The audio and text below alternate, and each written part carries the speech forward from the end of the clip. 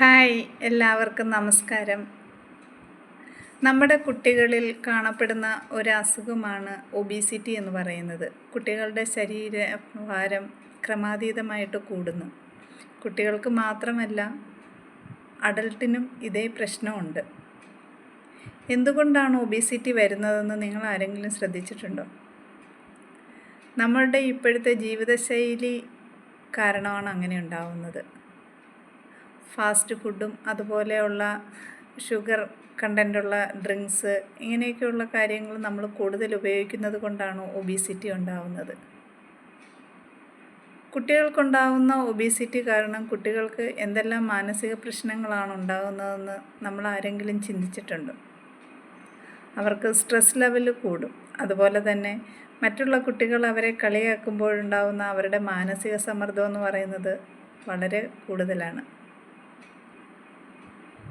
ഈ ഒരു അവസ്ഥയെ നമുക്ക് തരണം ചെയ്യാനായിട്ട് എന്തൊക്കെയാണ് ചെയ്യേണ്ടത് എന്നതറിയാമോ?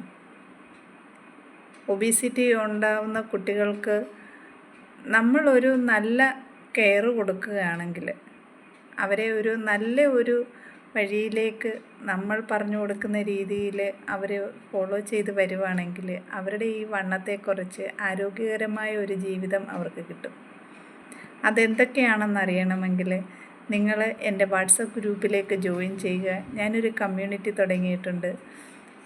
ഒബീസിറ്റി എന്ന് പറയുന്നത് ഒരു ലൈഫ് സ്റ്റൈൽ ഡിസീസാണ്.